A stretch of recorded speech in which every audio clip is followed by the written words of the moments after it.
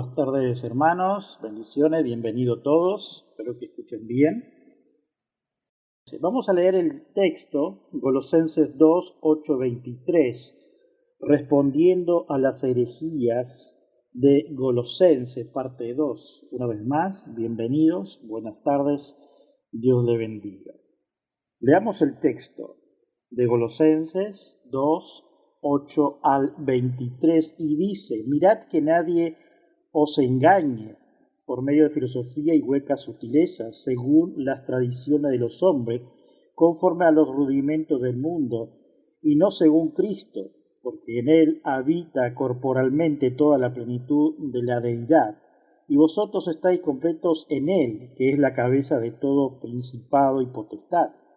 En él también fuisteis circuncidado con circuncisión no hecha a mano, al echar de vosotros el cuerpo pecaminoso carnal en la circuncisión de Cristo, y sepultado con él en el bautismo, en el cual fuiste también resucitado con él mediante la fe en el poder de Dios que le levantó de los muertos. Verso 13. Y a vosotros, estando muertos en pecados, en la incircuncisión de vuestra carne, os dio vida juntamente con él, perdonándoos todos los pecados, anulando el acto de los decretos que había contra nosotros, que nos era contrario, quitándola del medio y clavándolo en la cruz.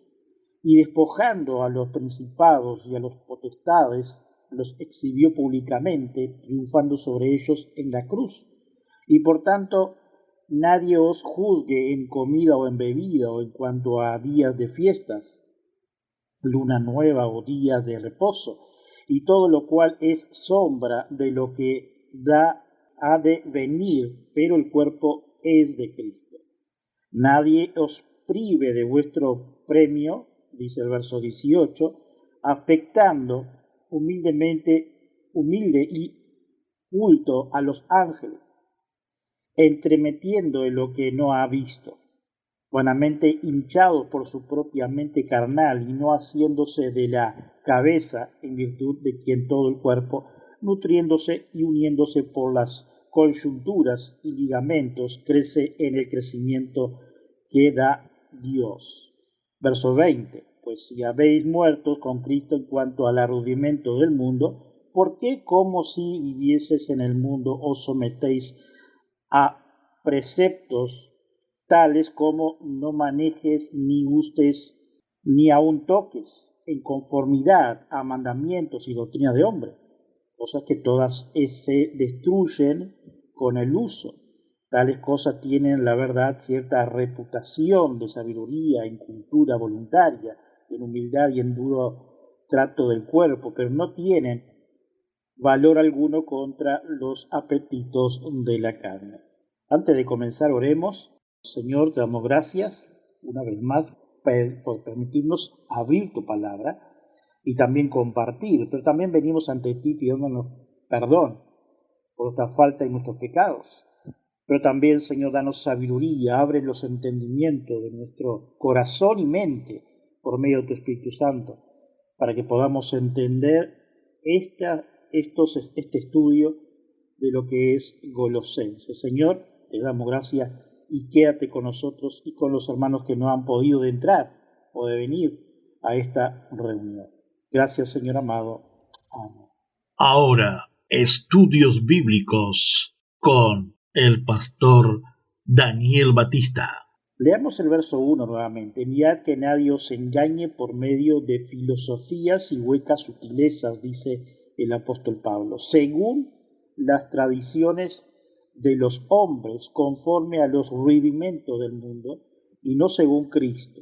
Sus bienes eran la salvación que había recibido de Cristo, y tanto los maestros gentiles como los judíos se esforzaron por privarlos de ellos, pervirtiendo sus mentes y alejándolos de la verdad del cristianismo, dice claro. Este versículo 8 que hemos leído está conectado con el capítulo 1. El gnosticismo enseñaba que Dios, como espíritu perfecto, no podía entrar en contacto directo con el mundo material. Pablo tuvo cuidado de señalar que Jesús es Dios y vino en el cuerpo de su carne. Verso que vamos a leer, Colosenses 1, 19 al 22, por cuanto agradó al Padre que en él habitase toda plenitud, y por medio de él reconciliar consigo todas las cosas, así las que están en la tierra con las que están en el cielo, haciendo la paz mediante la sangre de su cruz. El gnosticismo enseñó que, dado que Dios no podía tener contacto directo con el mundo material, Dios mismo no creó el mundo, sino que obró a través de espíritus menores o ángeles. El apóstol Pablo se encargó de mostrar que Jesús era el creador del mundo. Colosenses 1, 15 a 16. Dice, Él es la imagen de Dios invisible, el primogénito de toda creación, porque en Él fueron creados todas las cosas, las que han en los cielos y en que hay en la tierra, visibles e invisibles, sean tronos, sean dominios, sean principados, sean potestades, todo fue creado por medio de Él y para Él.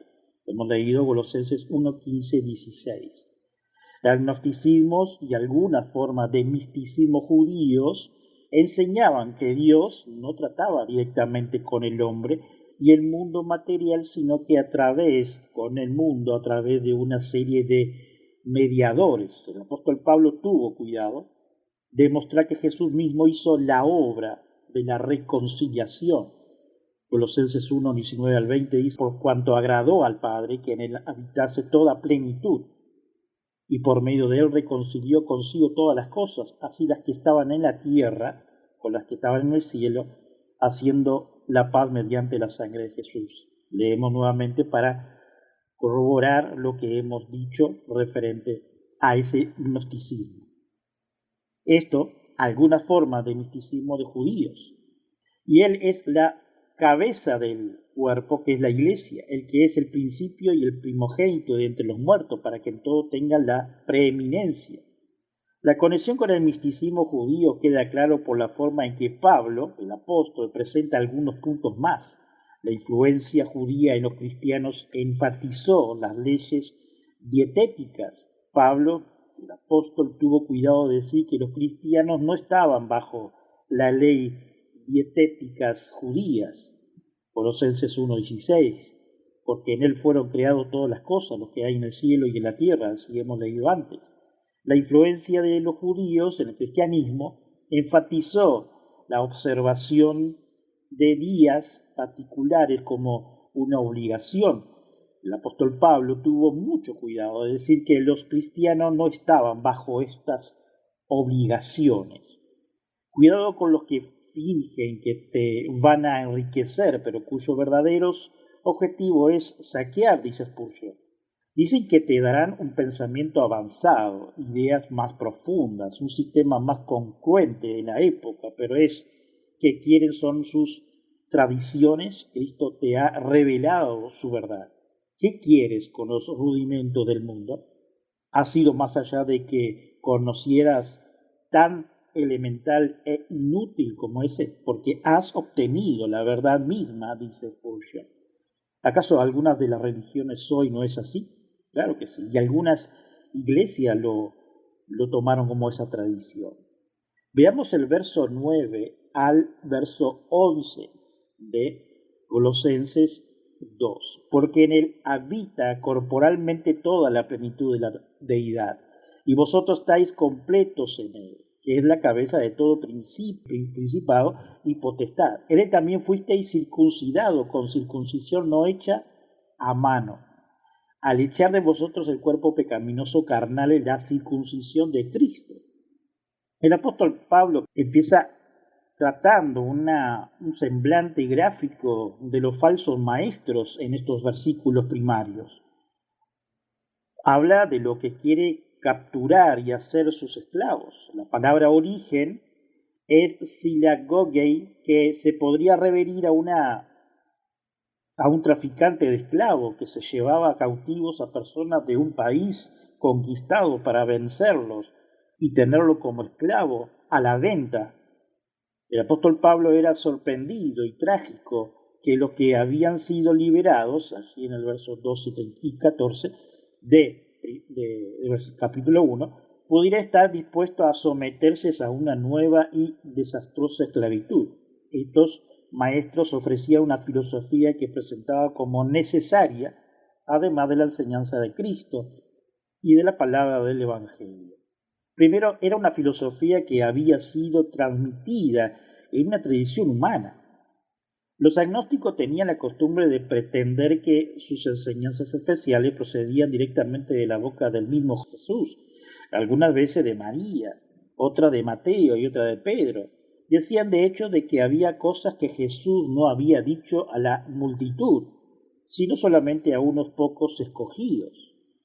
La acusación que el apóstol Pablo presenta le hacía a esos maestros era que su tradición era puramente humana. No tenía ninguna base en la escritura, era un producto de la mente humana, como decimos, de la imaginación, te estás imaginando, te estás haciendo la película, y no un mensaje de la palabra de Dios. El hablar así no era caer en el fundamento o someterse a la tiranía de la palabra escrita, sino mantener que ninguna enseñanza puede ser verdadera cristiana si aparte de la verdadera básica de la escritura y de la palabra de Dios, nos dice Berkeley. Punto 2. Era una filosofía que tenía que ver con el elemento de este mundo. Esta es una frase que se ha discutido mucho y cuyo significado está todavía en duda. La palabra para el elemento es stoichei, que tiene dos significados. Primero, quiere decir literalmente cosas que se colocan en una hilera, por ejemplo, una fila de soldados. Pero uno de sus sentidos más corriente es las letras del alfabeto, sin duda porque forman una serie que se puede colocar en fila, de ahí que puede querer decir también la instrucción elemental en cualquier asunto. Solemos hablar del ABC, de un tema siempre que nos referimos a los primeros pasos en su tratamiento. Es posible que sea ese el sentido aquí. Puede que el apóstol Pablo quisiera decir, estos falsos maestros pretenden daros un conocimiento muy avanzado y profundo, cuando en realidad no es más que algo rudimentario, porque es un conocimiento meramente humano. El verdadero conocimiento, dice el apóstol Pablo, la auténtica plenitud de Dios está en Jesucristo.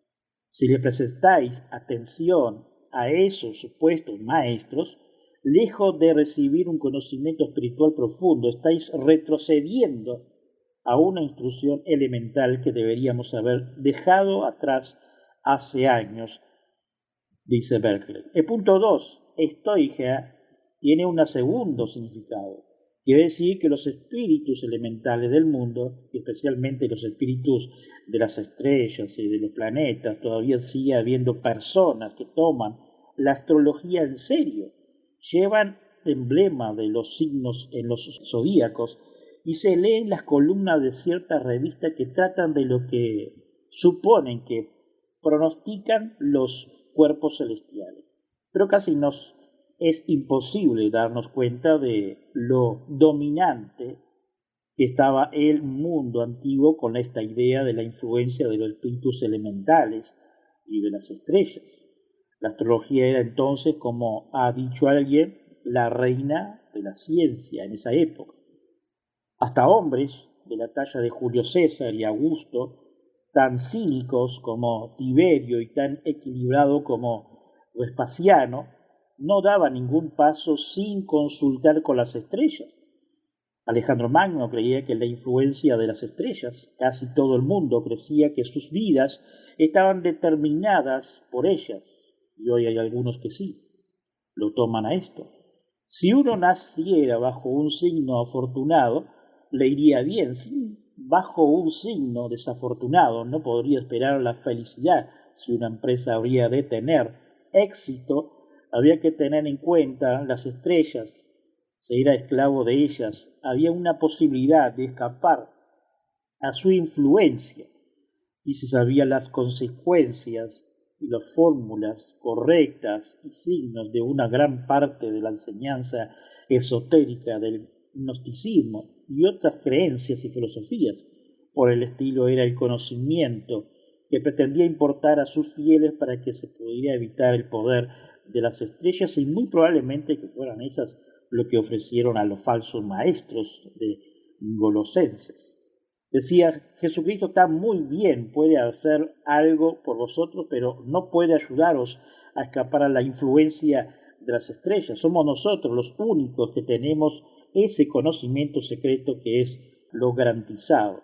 El apóstol Pablo, que era lo suficientemente hijo de su tiempo para crecer en ese espíritu elemental, respondía, no necesitáis más que a Cristo para vencer los poderes del universo, porque es Él en quien se halla nada menos que la plenitud de Dios, y Él está a la cabeza de todo poder y autoridad, porque fue Él quien lo creó, así nos dice Berkeley en su comentario. Los maestros gnósticos ofrecían una filosofía adicional. Pablo insistía, el apóstol, suficiente triunfo de Cristo para vencer cualquier poder en cualquier parte del universo. No se puede creer al mismo tiempo en el poder de Cristo y en la influencia ineludible de las estrellas. Los falsos maestros les exigían a los creyentes gentiles que se circuncidaran porque la circuncisión era la señal del pueblo escogido de Dios. Dios decía, le había dicho a Abraham, este es mi pacto que guardaréis entre mí y vosotros y tu descendencia. Después de ti todo varón de entre vosotros será circuncidado. Así leemos Génesis 17:10. A lo largo de la historia de Israel, dice Berkeley en su comentario, había habido dos puntos de vista acerca de la circuncisión. Algunos decían que era suficiente de sí para poner a uno en la debida relación con Dios. No importa que el israelita fuera bueno o malo, basta con que fuera israelita y estuviera circuncidado. Pero los grandes dirigentes espirituales y los grandes profetas de Israel tienen un punto de vista diferente. Insistían que la circuncisión no era más que la señal exterior de que uno estaba realmente consagrado a Dios. Usaba la palabra en sentido figurado de tener labios incircuncisos. Y ahí muestra un texto de Éxodo 6:12 como referencia, de un corazón circuncidado o no. El estar circuncidado no quería decir para ellos el que se hubiera hecho una pequeña operación en su cuerpo, sino el haber experimentado un cambio radical en su vida. La circuncisión era sin duda una señal de la persona que estaba realmente consagrada a Dios, pero no, esa dedicación no consistía en la hubiera cortado una parte de su cuerpo, sino que se había cortado de su vida todo lo que era contra la voluntad de Dios. Esa había sido la respuesta de los profetas siglos antes, y esa seguía siendo la respuesta del apóstol Pablo a los falsos maestros. Le decía, demandáis la circuncisión, pero debéis recordar que la circuncisión no quiere decir que quitar una parte de la piel de un hombre, sino cercenar de su vida todo lo que separa de Dios. Y prosigue, cualquier sacerdote puede circuncidar el prepucio de un hombre, pero solo Cristo puede llevar a cabo esa circuncisión espiritual que implica extirpar de la vida todo lo que le impide ser un hijo obediente de Dios, nos dice Berkeley. Y el apóstol Pablo prosigue, para él aquello no era teoría, sino realidad. Ese mismo hecho, decía, ya ha tenido lugar en vosotros en vuestro bautismo. Cuando pensamos en su concepto del bautismo debemos recordar tres cosas. En la iglesia primitiva, como sigue sucediendo en el campo misionero y en las áreas de extensión de la iglesia, las personas venían al evangelio de las buenas nuevas directamente del paganismo.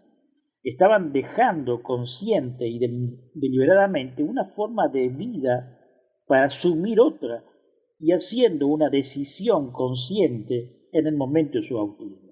Esto era, por supuesto, antes de que se generalizara el bautismo, lo que no puede ser hasta que llegue a ser realidad la familia cristiana. El bautismo en el tiempo del apóstol Pablo era tres cosas: era bautismo para los adultos, era bautismo instruido, y siempre que era posible era bautismo por inmersión. Por tanto, se manifestaba claramente el símbolo del bautismo, dice Berkeley. Al cerrarse las aguas sobre las cabezas de las aguas, de bautismo. Era como si murieran al salir otra vez del agua, era como si resucitara una nueva vida. Una parte del que había muerto y desaparecido para siempre era una nueva persona la que surgía a una nueva vida.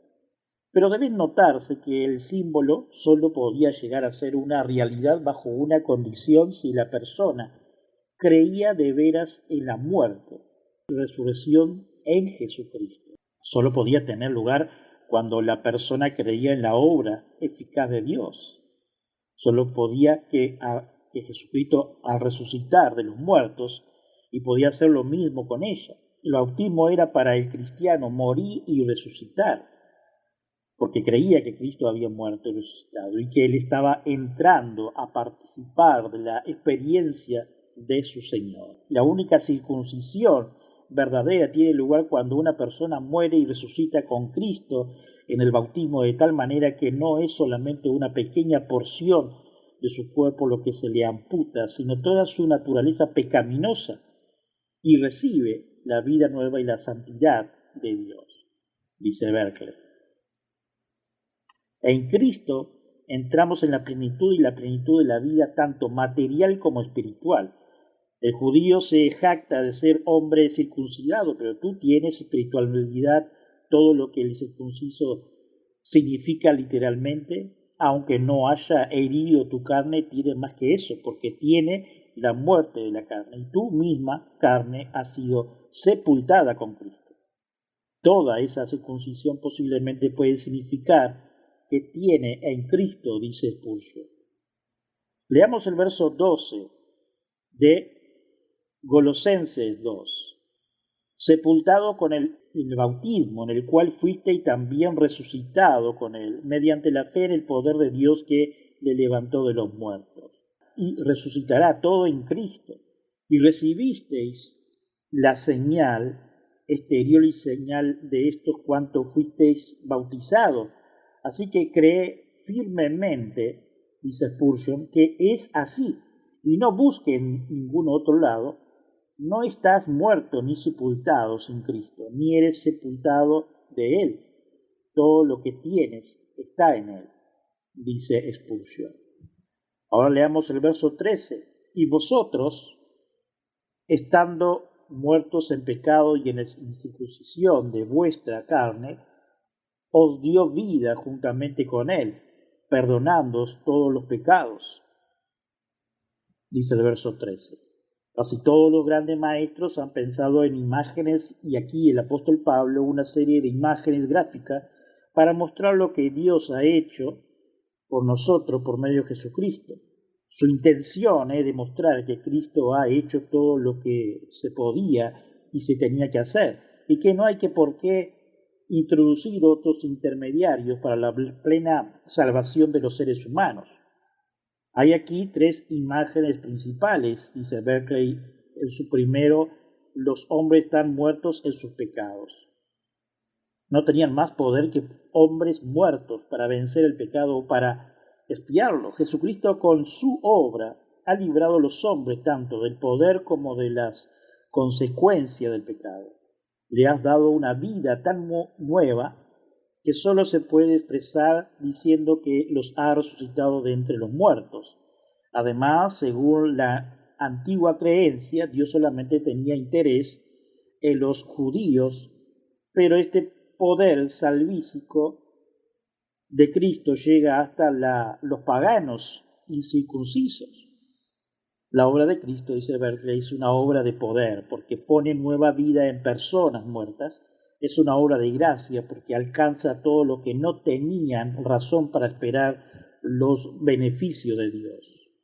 Segundo, pero las imágenes se han aumentado con gráficas. Como dice la versión Reina Varela, él anuló el acta de los decretos que había contra nosotros, que nos eran contrarias, y al quitar de en medio, clavándola en la cruz. Así dice lo que hemos leído. Y nosotros lo hemos traducido por borró la lista de cargos que exponían todas las deudas que habían reconocido. Una lista de cargos que estaban basados en la ordenanza de la ley. Hay aquí dos palabras griegas sobre las que se construye toda la ilustración. Primero, las palabras actas de los decretos o lista de cargos es heirografon del griego, que quiere decir literalmente autógrafos, pero que tienen el sentido técnico que cualquier lector de entre nosotros entendería de un reconocimiento de deuda firmado por el deudor. Los pecados de los hombres habían ido a alargar una lista intermedia de deudas que no terminaba, se tenían con Dios, que se podía decir que todos los hombres reconocían. Más de una vez se presenta en el Antiguo Testamento a los israelitas escuchando y aceptando la ley de Dios e innovando maldición sobre sus propias cabezas si dejaban de cumplir dichas leyes. En el Nuevo Testamento se nos presenta a los gentiles que tenían no una ley de Dios escrita como los judíos, sino una ley grabada en sus corazones, de lo que lo daban testimonio su conciencia, allí en Romanos 2:14. Todos estaban en deuda con Dios por sus pecados y las sabían. Había una condena reconocida y aceptada por ellos, una lista de acusaciones que, como si dijéramos todos los seres humanos, habían firmado y admitido como exacta, dice Berkeley. Segundo, la palabra para borrar es el verbo griego exalefei. Entender esta palabra es entender la maravillosa misericordia de Dios. El material en que se escribe los documentos antiguos era o en papiros, una especie de papel que se hacía con una especie de juncos o piel de animal. Los dos eran bastante caros y no se podían malgastarlas. La tinta antigua no contenía ácido. Se secaba sobre la superficie del papel sin descomponerla, como ser la tinta moderna corriente. Alguna vez el escritor, para ahorrar papel, usaba un papiro o pergamino de segunda mano, es decir, que ya estaba escrito. Para ello se servía de una esponja y borraba lo que estuviera escrito.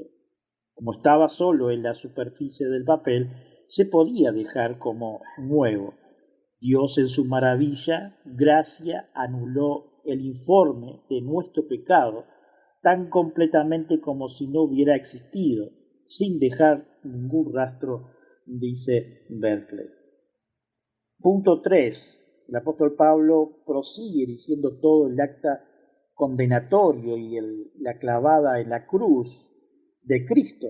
Solía decirse que en el mundo antiguo, cuando se cancelaba una ley, una ordenanza, se ponía una tabla de anuncio atravesada con clavos, pero es dudoso que sea eso lo que el apóstol Pablo se refería aquí. Más bien parece ser que la cruz de Cristo fue crucificado, fijando a la cruz el acta condenatoria que había contra nosotros. Fue ejecutada y dada por cumplido, de manera que no se pudiera volver a reclamar, dice Berkeley. El apóstol Pablo parece haber escrutado la actividad humana para encontrar una serie de ilustración que mostraba lo total que Dios en su misericordia había destruido el documento de nuestra condenación. Esto es de veras la gracia. Esa nueva era la gracia, se manifestaba aún más en otra frase más bien oscura. La lista de cargos había estado basada en las ordenanzas de la ley, antes de que Cristo viniera. La humanidad estaba bajo la ley, y todo lo que quebrantaba, porque no había ninguno que le pudiera cumplir perfectamente, pero ahora la ley ha sido superada y había venido la gracia. El ser humano ya no es un delincuente que ha quebrantado la ley y está en merced del juicio de Dios. Es un hijo que estaba perdido y puede ahora volver a casa, dejarse abrazar por la gracia de Dios, nos dice Berkeley. En su punto 3, otra gran escena aparece en la pantalla de la mente del apóstol Pablo. Jesús ha despojado los poderes y autoridades y los hecho sus cautivos Como ya hemos visto, el mundo antiguo creía en todas las clases de los ángeles y espíritus elementales, muchos de los cuales estaban empeñados en el destruir a las personas y a los responsables de las cosas de posesión diabólica y de cosas semejantes. Eran hostiles a la humanidad. Jesús lo conquistó para siempre, lo despojó. La palabra que se usa aquí quiere decir quitarle las armas y las armaduras a un enemigo vencido, o sea, desarmarlo. De una vez para siempre Jesús quebrantó su poder, los expuso a la vergüenza pública y los llevó cautivo en su desfile triunfal.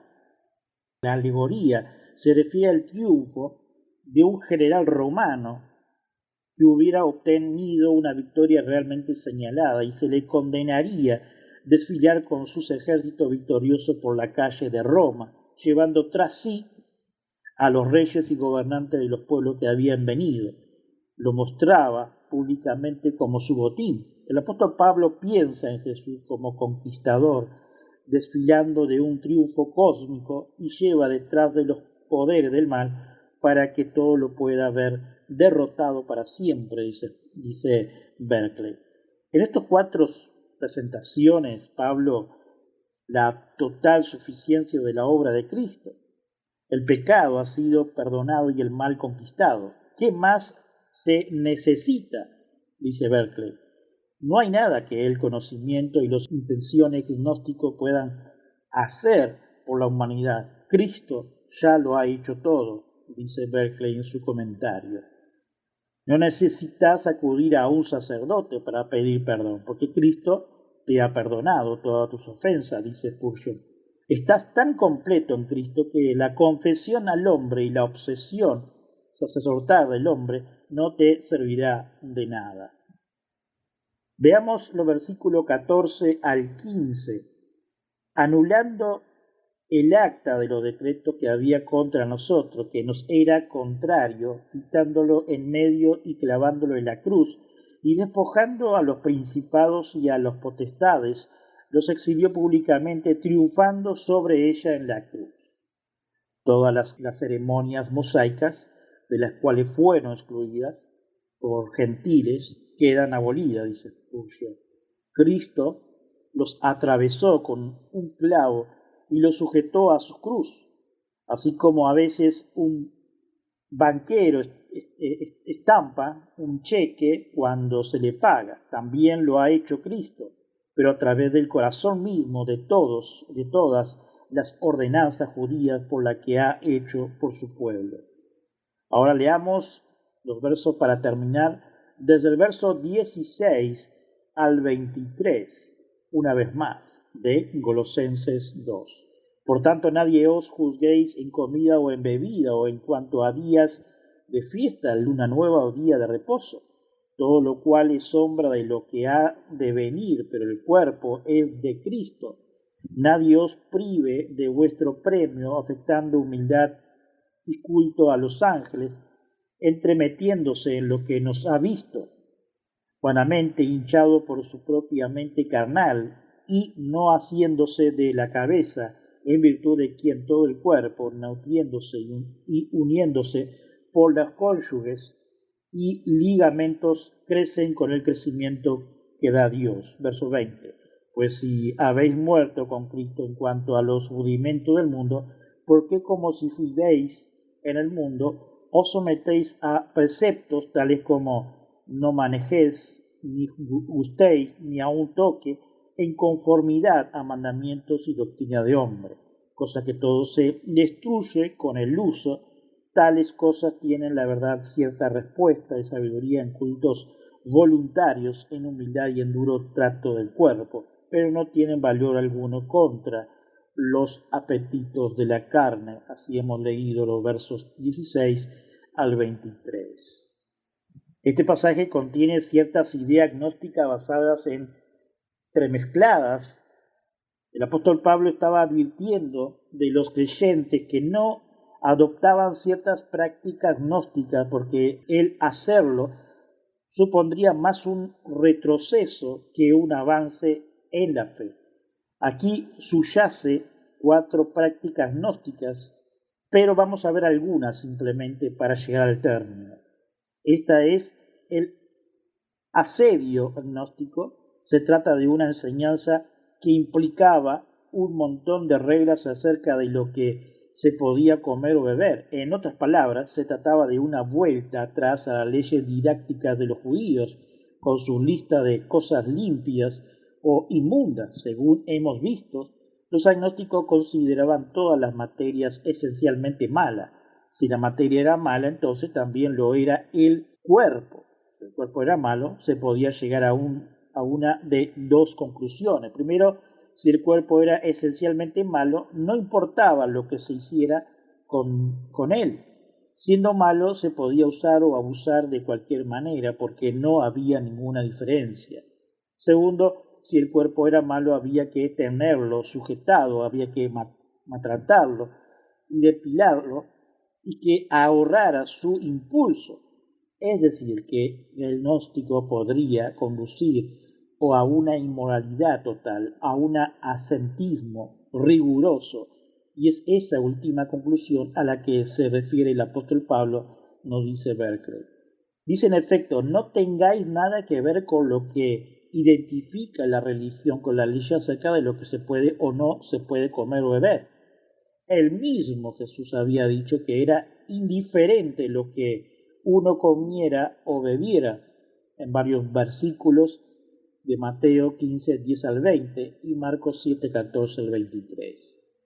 El apóstol Pedro tuvo que aprender a dejar de hablar de alimentos limpios e inmundos allí en el libro de Hechos 10.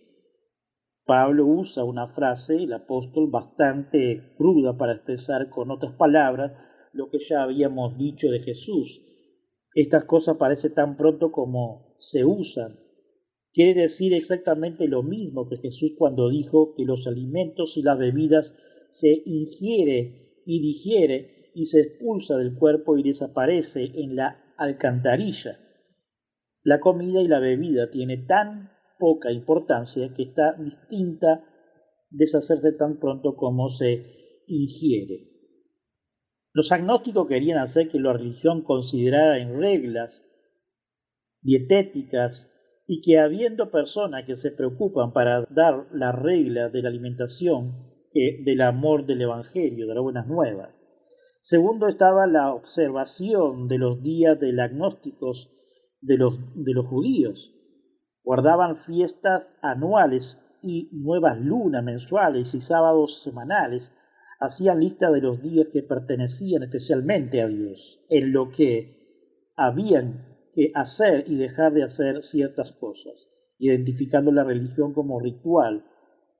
El apóstol Pablo de esta institución de los días se aclara y es lógico. Habéis sido rescatados de la tiranía de las normas de las reglas. ¿Por qué queréis esclavizaros otra vez? ¿Por qué queréis retroceder al legalismo judío abandonándonos la libertad de la cristiandad? El espíritu que trata de reducir el evangelio a un sistema de normas y de reglas no ha muerto todavía. Estaba la visión de estos agnósticos. El apóstol Pablo nos lleva a reflexionar, a que no pongamos oído en la actualidad. Una vez más hemos llegado al final de un nuevo programa. Visítanos en iglesiareformadaui.com. Para más información, info@iglesiareformadaui.com o solo mensaje de texto por WhatsApp 0598 9359 48 43. Que hoy no sea un día más, sino un día de victoria en Cristo Jesús. Su servidor y amigo, Pastor Daniel Batista.